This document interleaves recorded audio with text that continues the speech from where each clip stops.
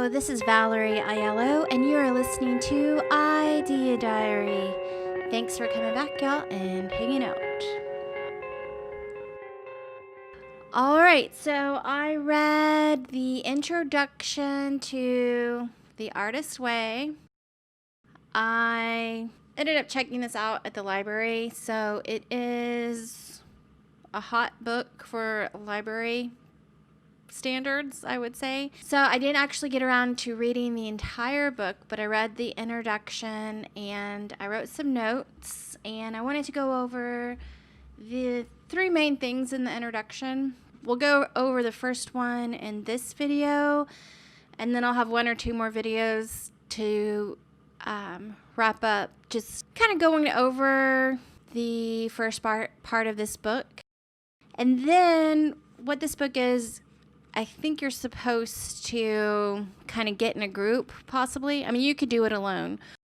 But it's 12 weeks of activities and things to consider, I guess, while you're trying to build your ultimate creative, spiritual path to higher creativity. Yeah, so I might figure out how to do the 12 weeks maybe in a Zoom meeting with other people or something like that, and then kind of report on what each week means. But I feel like it's enough if I just kind of read the intro, kind of archive it here in the show, and then see when another good time to go through each week might be. So I might check it out again. All right, so I have my notes on the introduction of The Artist's Way. I guess I just kind of wanted to archive a Cliff Notes kind of thing for myself to maybe look back one day. And if anybody is interested in the book, I mean, it's still 100% value to read on your own, but if you just kind of want to know what's in the intro, you can watch these episodes or listen to these episodes. Okay, so in the beginning, she talks about using God, and she is Julia Cameron. She talks about using God, goddess, universe, source, higher power. She uses God throughout the book, and she says, you're just referring to something that is a form of spiritual electricity. And it's a very useful jumping off place.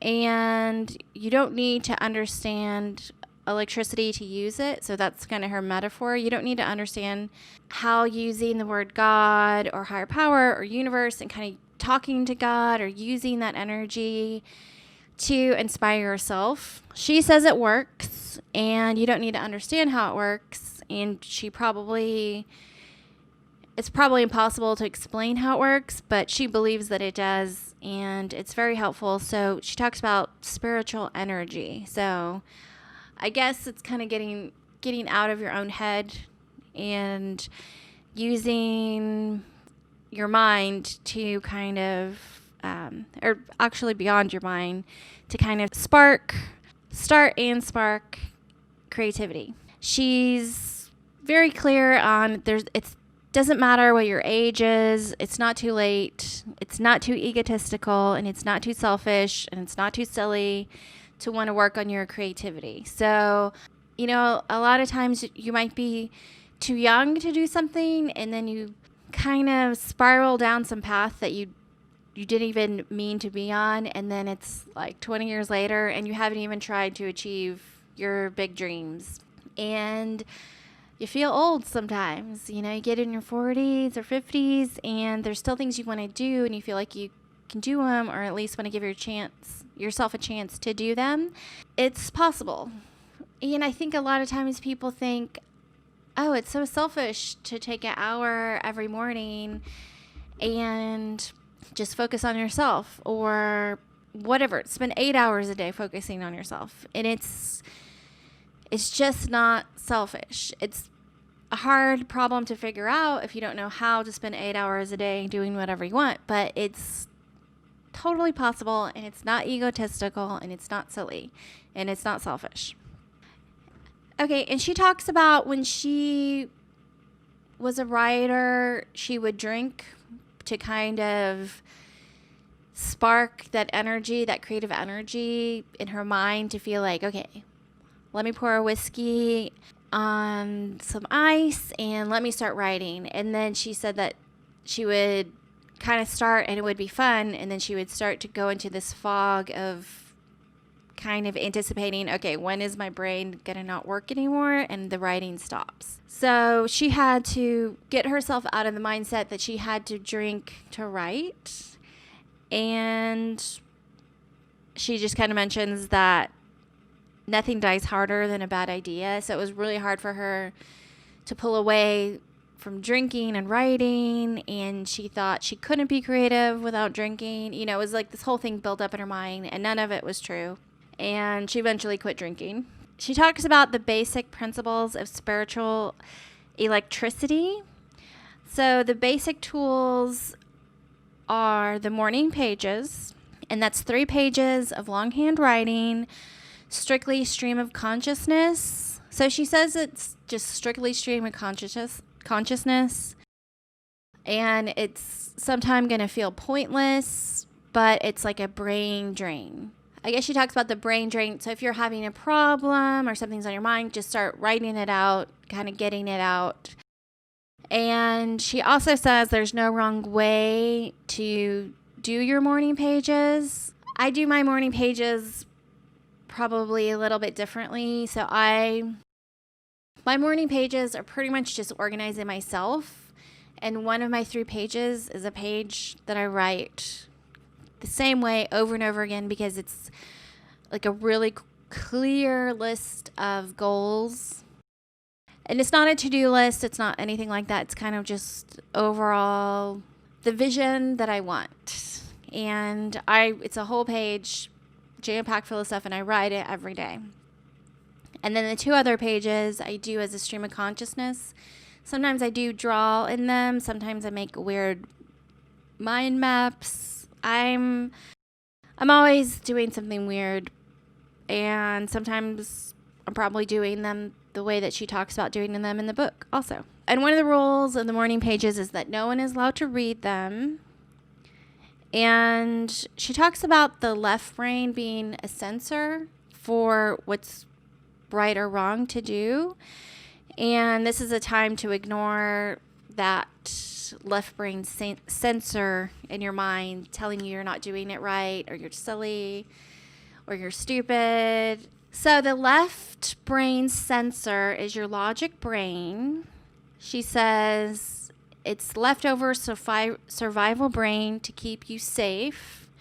So that's the fight or flight thing that since we were cavemen, you know, that it's supposed to keep you safe, and it generally works. But when you're being creative, sometimes it can make you paint safe paintings or write safe sentences. This just makes me think like creativity is new, and new things, your left brain and your fight or flight, new things are dangerous to your brain. You got to be able to be conscious and aware of that, and you got to be able to turn it off. She says herself that it may be useful for you to think of morning pages as a meditation, which is what I do. So I've said before, in July 1st, I started meditating every day for at least 30 minutes to an hour. And it's only been a couple times where I take the full hour. But once I started meditating every day, that's when the Artist's Way, the morning pages thing came into my lexicon. And this is a very famous book, so it's really freaky to me that I've never read it. I've never come across a YouTube channel talking about it. This book, it was written in the 90s, maybe end of 89. It was published in the 90s. And I feel like I've seen the book cover in different places. It's not completely unknown, but I never knew what the book was, if that makes any sense. And I feel like the book is a pretty important book if you're a creative person. And she even talks about lawyers and different people like that using the tips in this book and becoming better lawyers. Like, I feel like this has a lot of power in it. And I'm not really a meditation person, so my meditation, I'm just doing whatever I want, trying different things, having fun, I more work on my imagination in my meditation than to go into complete silence or something like that.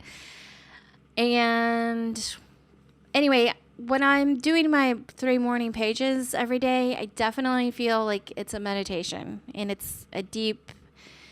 there's something deep happening. And so she talks about meditation it alters your brain hemispheres. So it probably helps your left and right brain talk to each other. It lowers your stress. It's inner contact with creative source. It brings creative insights. It creates intellectual wholeness, which I feel like for me, that's one of my big things that's happening is my intellectual wholeness. And the power of expansive change creates power of expansive change and creates more inner power. I'm going to go into like everything that meditation daily has done for me, because it's definitely done some things. So, and I'm just 2 to 3 months into it, so I don't want to talk too soon about that, but it's definitely great. So she talks about you have to do the morning pages every day. And part of it is that it's difficult to complain about something morning after morning, month after month, without being moved to do something constructive to change that. So taking constructive action. And that's very true. So if you feel like you're always complaining about the same things, or you're always in the same place in life, or you're always dating the same type of person, I feel like the morning pages, doing it daily, I don't know how long it will take, probably different for different people, but I feel like it's the morning pages exercise. If you do it, it's going to transform you, and you're not even going to be in control of how things unfold. And I feel like they're going to unfold in your deep desire, your deep intentions of what you really want for your life. So recommend it.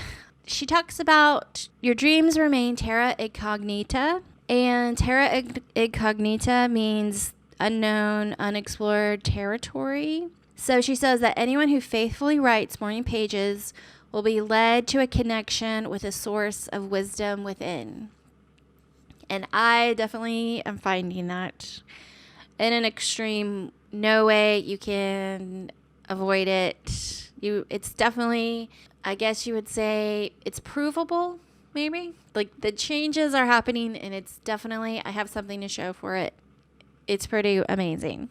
And she says if you're bored when you're doing the morning pages, boredom is just fear, and fear means you're secretly in despair. So there's something that you don't want to dive deep into that's making you feel like, oh, this is boring. What am I doing here? And you got to push through the boredom, and you got to put the boredom down on the pages, and eventually your fear will be put down on the pages, and expansive change will come. So she talks about expansive changing, and I feel like it is something that definitely is happening when you're doing, there's some magic that's going on, and things start moving around.